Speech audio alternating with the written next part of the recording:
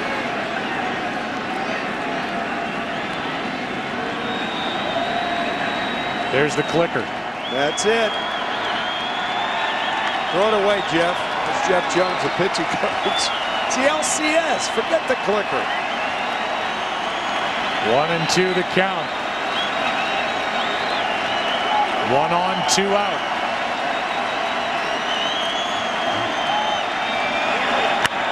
That'll get out of play.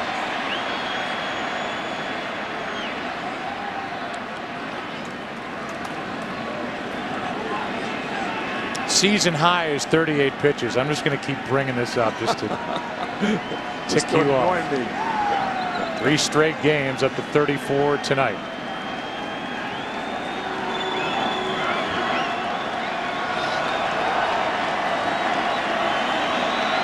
Still has good stuff. He was clean when he broke from the rubber. Watch the right foot. He steps off, wants to throw to first, throws to second to get Cruz. And then he credits Alex Avila right there. So an assist by Avila. Man, what a game. And now Darren Oliver will take over as we welcome you inside our booth, and he will take on Avila. You know, you just never know where a hero is going to come from, and we saw a home run from Inge. Avila's trying to get something going. Yeah. I mean, not a sniff during the series. Not so far. Nope. He has been shut down. 0 for 3 tonight. 1 for 16 in this ALCS, and a breaking ball drops in from Darren Oliver. 41-year-old left-hander has been very good yet again for Ron Washington out of his pen this season. Washington has all the confidence you can have in a left-hander. Gonzalez is still left out there. Uehara, Tateyama, Feldman, who's now getting loose, and their closer Feliz. Yeah, it may be that Darren Oliver's in there for one batter. 1 hot. Andrews takes care of Avila. The leadoff man is gone. In the bottom of the 9th, Johnny Peralta will be the hitter.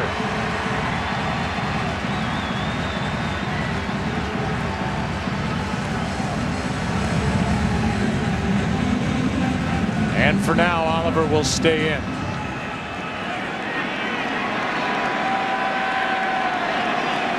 Feldman, who was so good in game 2.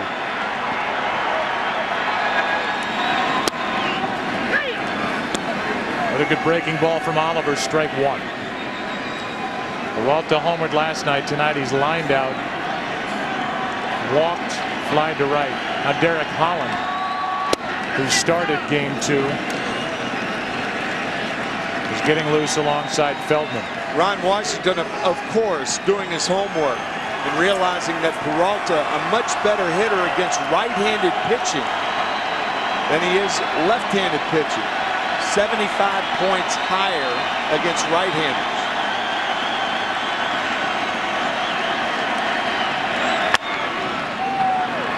Kinsler to his left. 2 out. And the batter will be the switch hitter Santiago. We're 1 out away from extra innings in a game that was delayed at the start by 2 hours and 13 minutes.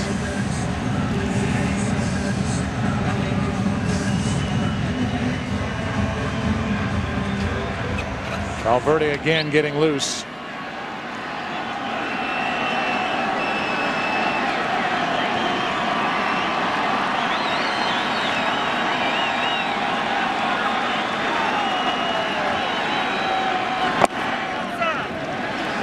Outside, ball 1.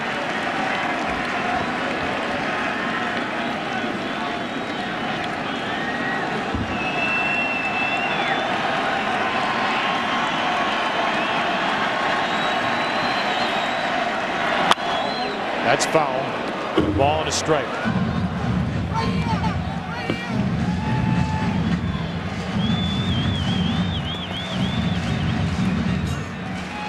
Again, only 5 innings from the starter for Texas. They've had only 1 starter this postseason go 6. And strike 2. While the Tigers got 6 2/3 out of Porcello. They've only had to use Porcello, Albuquerque, and Benoit.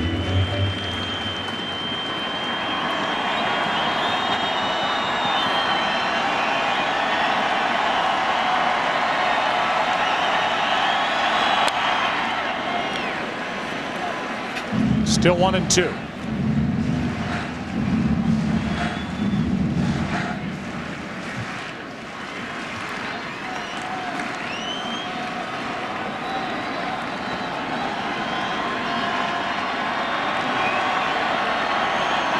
It's been a while since he last rode one out as he takes in the dirt 2-2. It had been a month for Brandon Inge when he went deep in the 7th to tie it. Game 5 is tomorrow afternoon at 4 Eastern, 1 Pacific. Verlander and C.J. Wilson.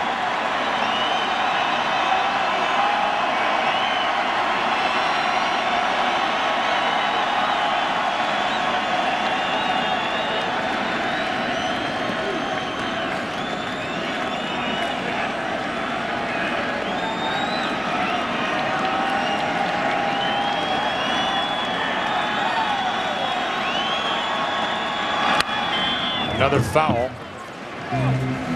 Verlander's been in the dugout since the beginning. He is a leader, certainly among the pitching staff. But for that team, 24-game winner, and what will it be? 2-2 in this series or 3-1 Texas when he takes the ball tomorrow. Here is a 2-2. Another foul ball. Certainly understandable that Adrian Beltre is on the line. As Darren Oliver, for a hitter like Santiago, is an easy guy to pull. That's why Beltre is trying to protect against doubles, in effect pushing balls out to the middle part of the field. He's been pulling one after the other. He has.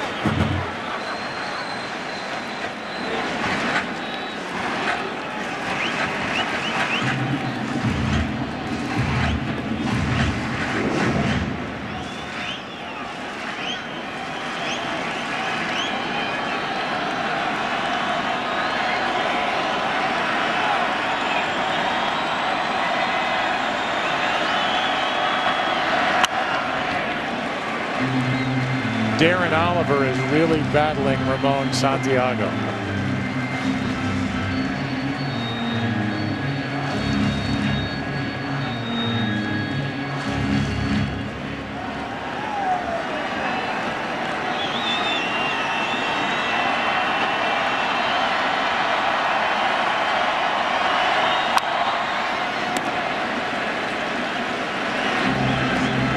See that Sparky on the right arm of Santiago's jersey? That's for the late Sparky Anderson, the great manager here in Detroit and certainly in Cincinnati. Died this past November. Won it all here in '84. 3 world titles. What a great man. Oh boy. 1975, 76 with the Cincinnati Reds, and of course 1984 here in Motor City.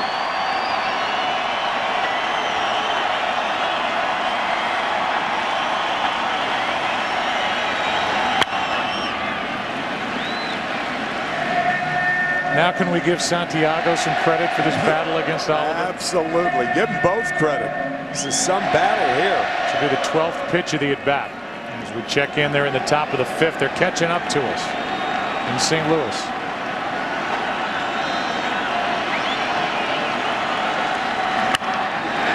Center field, and Hamilton is there to end the inning. It'll be the 9 1-2 hitters for the Rangers in the 10th. Why not extra innings here in Detroit? Game 4 tied 3-3.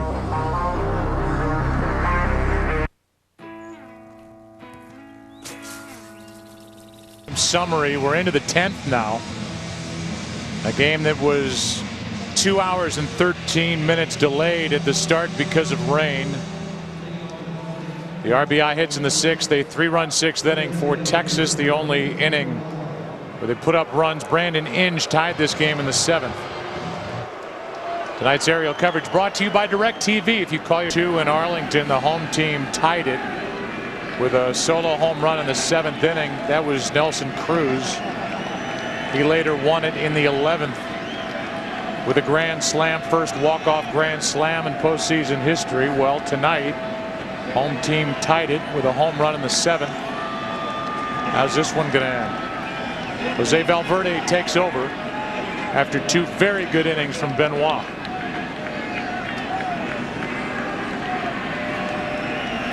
First up, Torrealba, strike 1. Derby taking on Valverde, who in non-save situations in 28 games has an ERA of 5.81 and an opponent's average against of 282.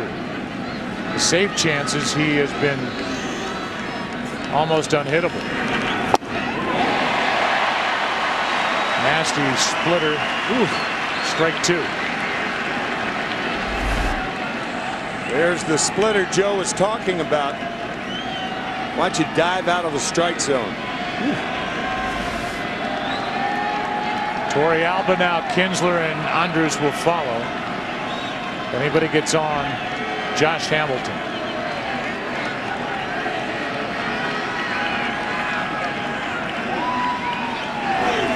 One away, and a strikeout starts the 10th.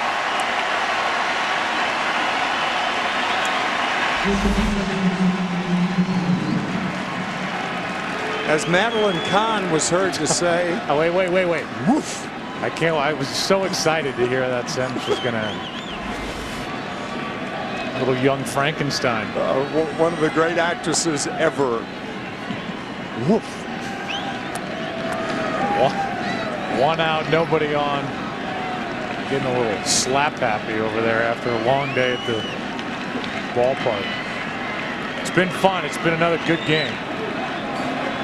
Valverde ready for Kinsler. Strike 1. He was taken all the way. Ian with a big RBI double in that 3-run 6th inning. Then he stole 3rd and scored the tying run on an RBI hit by Andrus. His first RBI of this series. And Joe, because of that speed, it would be doubly important for the Rangers to get him on. If he gets a single, he could stretch it into a double by stealing second base. And an added thing, it would prevent Valverde from throwing that split finger fastball because a lot of them are in the dirt. So Andrus would benefit also if Kinsler can get on.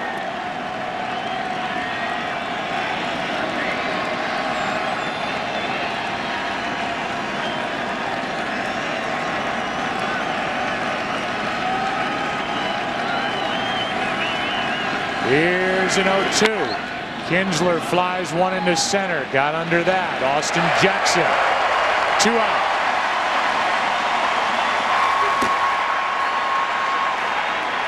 Feliz and Feldman getting loose. Next on Fox. We've already blown right through the X Factor.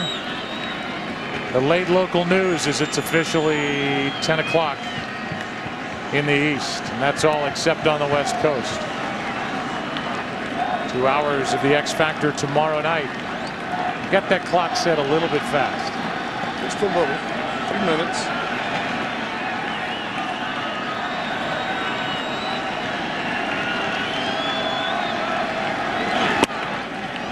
Ball 1 inside. The Rangers tossed up 8 1/3 scoreless innings.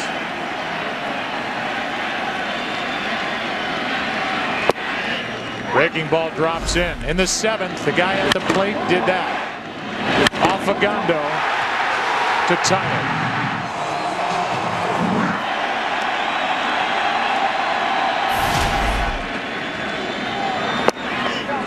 Just missed the outside corner, 1-1. Feldman, a 17-game winner in 2009.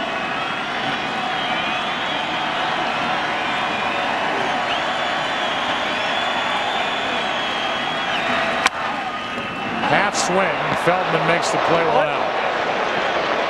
Frascati went 7-11 last year. Was not on the postseason roster. Had knee surgery after the Rangers lost the World Series to the Giants. And he didn't come back this year until the 3rd week of July. He's the long man in the bullpen, and he may get a lot of work here tonight after being tested in Game 2.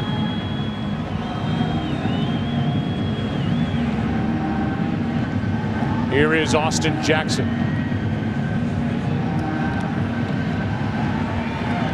Tim, the Rangers did not make Valverde work much in the top of this 10th. He threw only 8 pitches.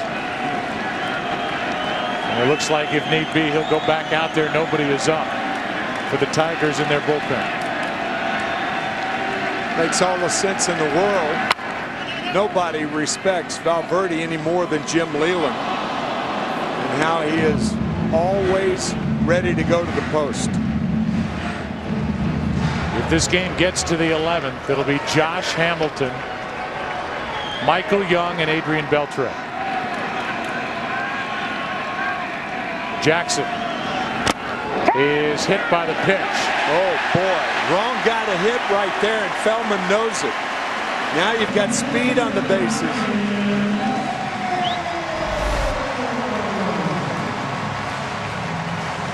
Just nicks the uniform, the bloused part around the abdomen, and Jackson is on. And guess who's on deck? Uniform considered part of the body. So hit by the pitch. We haven't seen Jackson test Napoli or Torrealba last night trying to swipe a base. You know what, Joe? It's going to be interesting to see if Rayburn gives him a chance to steal and takes maybe a pitch or two as Michael Gonzalez is warming. There he goes. Pitch inside. Throw down is in time. 2 out. And Napoli cuts down Austin Jackson. Right on the money. Again, Mike Napoli telling us that he loves to catch and not DH, because then he's right in the middle of the action. And was he ever then? The tag at home plate, and now the throw to get Jackson. Rayburn with the bases empty fouls it, and they count 1-1. I don't know if Napoli and Mike Scioscia, his former manager with the Angels, always saw eye to eye. I think Napoli wanted to be more the regular catcher with the Angels, but he was taught by one of the better fundamentally schooled catchers in the game, and Mike Scioscia. And the Rangers are reaping the benefits of that. I think Mike Scioscia, from a teacher's standpoint and a manager's standpoint, is about as good as it gets. That is not an easy pitch to throw, because your transfer's got to be longer. You make the one-handed catch inside, and you have to bring the glove around. You have to have very quick hands to do that. The Audi A8. True greatness should never go unrecognized, and Nelson Cruz has been great in this LCS with his bat there. He rips one down into the corner. Good start in the 11th for the Rangers as Hamilton has a leadoff double.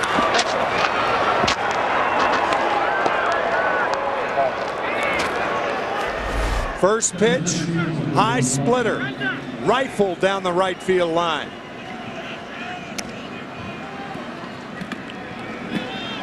Once again, looks like Valverde just hangs it. Line drive on the end of it. So there's the go-ahead run at second with nobody out in the 11th, and Michael Young steps in.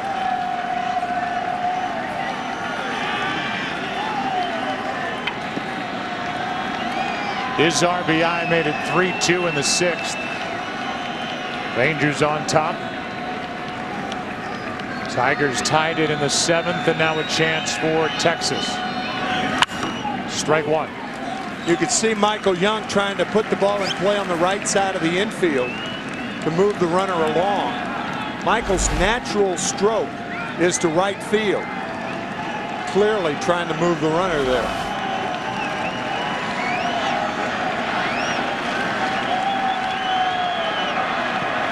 Valverde's thrown 10 pitches.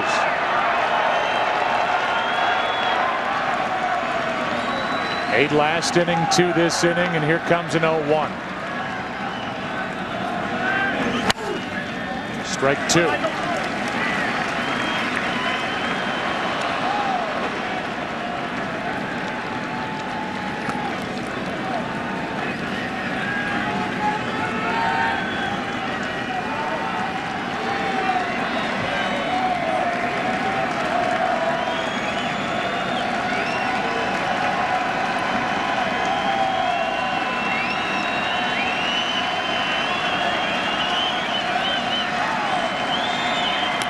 Nothing in 2, the count on Michael Young.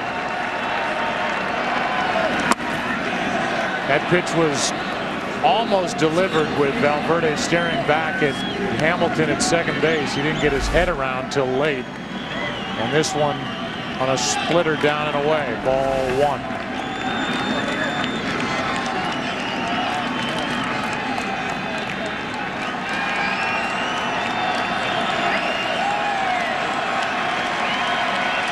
Michael Young knocked in the go-ahead run in the 6th. His first RBI of this postseason out of that cleanup spot. Here's a 1-2. Still 1-2.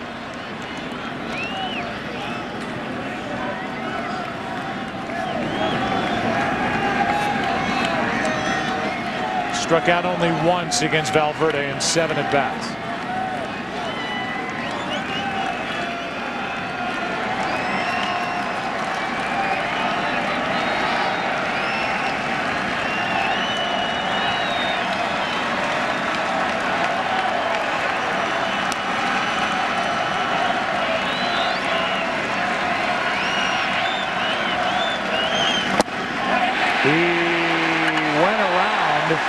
And if he didn't, he certainly sold the umpire. He did. He started to walk away before they even appealed. One out. That's exactly right. He went too far and he knew it. That splitter, again, diving out of the strike zone.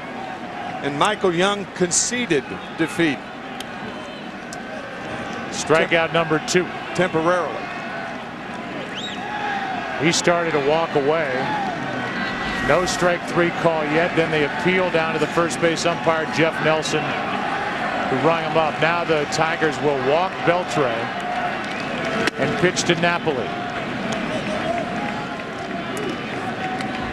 Tell you, this is an interesting move with Beltre not getting a ball out of the infield tonight. He's grounded to third twice, struck out twice, and remember that left knee of his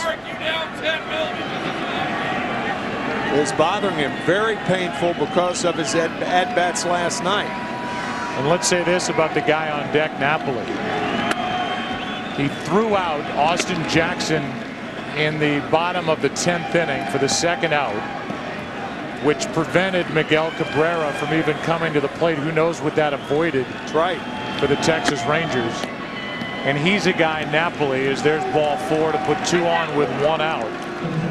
Napoli, who threw out Austin Jackson with this effort,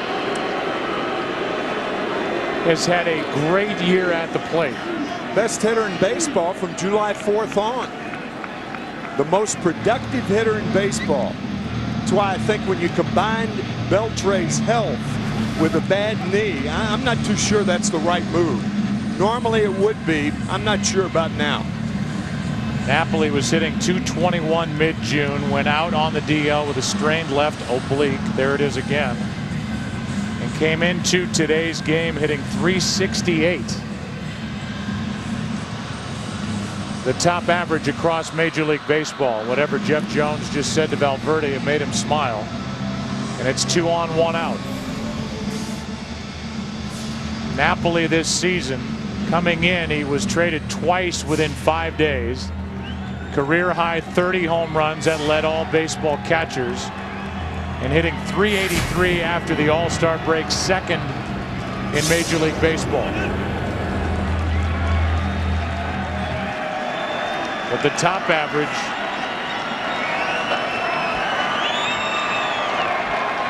since coming off the DL first week of July.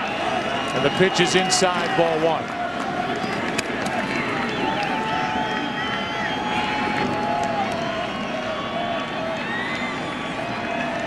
Certainly a double play candidate, but also an extremely productive hitter for the Rangers.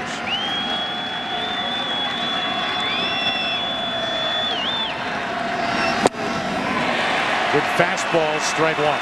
Another thing about that intentional walk, unless Napoli hits into a double play, then you're guaranteed that Nelson Cruz will be at the plate. And Nelson Cruz right now is a lot healthier than Adrian Beltre.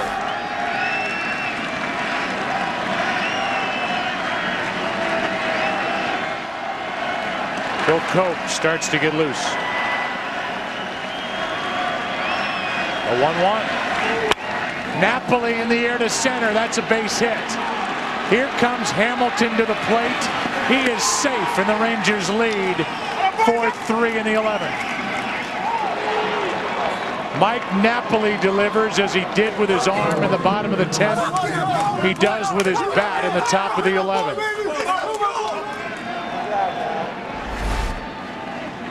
Hamilton with a tremendous jump at second base. Instincts for the game. He knew it immediately. Checked the outfielders, realizing Austin Jackson was too deep, and scores easily.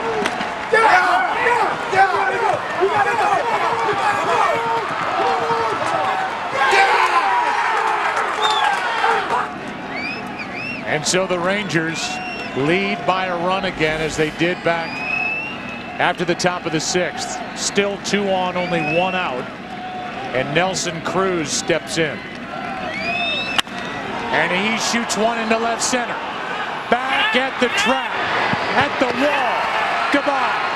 3-run home run, Nelson Cruz. And it's another 11th inning home run for Cruz. And the Rangers have broken it open here in Detroit.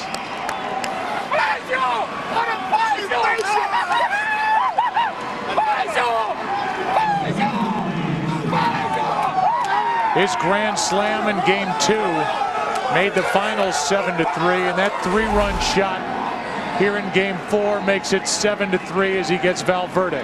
Joe, as you did in game 2, you talked about non-save situations and Jose Valverde. You talked about it again tonight when Valverde came in there, and once here in the 11th, and Nelson Cruz, he's had some firsts in this series already. First guy to end a postseason game with a walk-off grand slam and another extra inning home run.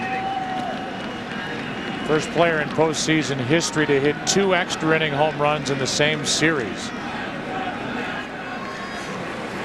And he now has popped 4 home runs in this LCS. Texas Gentry comes off the bench to bat against Cope, and he flies one into right.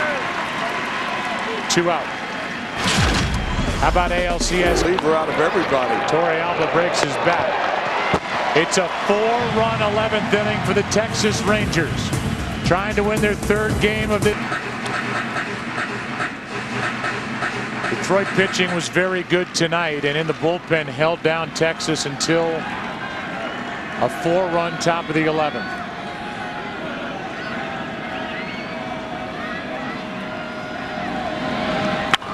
Cabrera pops it up.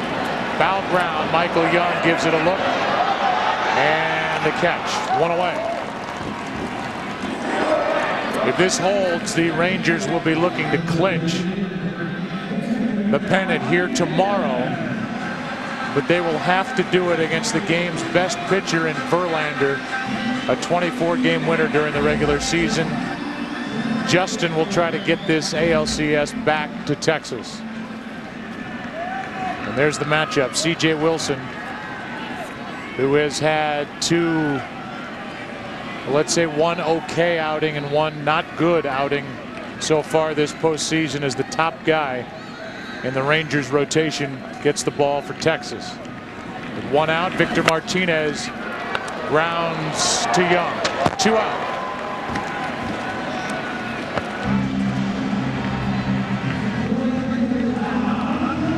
Tonight's game produced by Pete Macheska, directed by Bill Webb. Technical director and doing a great job as always is Jonathan Evans. Associate producer is Carol Langley McDermott. Associate directors are Aaron Stoikov and Larry Lancaster. Our thanks in the booth to Steve Horn, editorial consultant, as Kelly takes a strike. Don with 2 out, nobody on. Feature producers Brian Biederman and broadcast associates are Eric Mandy and Andy Cavanaugh. It's up and away. Just to finish, pregame show produced by Don Bowie, directed by Jonathan Evans. Thanks also to Eric Billigmeyer, Brian DeClue, Steve DeVore, Jonah Meyer, Chase Weber, the pregame show for their help. Tonight's telecast, we all came on the air at 4 o'clock Eastern and going to say goodnight after 10:30. It's been another tremendous game between these two clubs. Thrilling. The count's 1 and 2 with 2 out, nobody on. Adrian Beltre flashes leather to end the night as Kelly grounds out and the Rangers are 1 win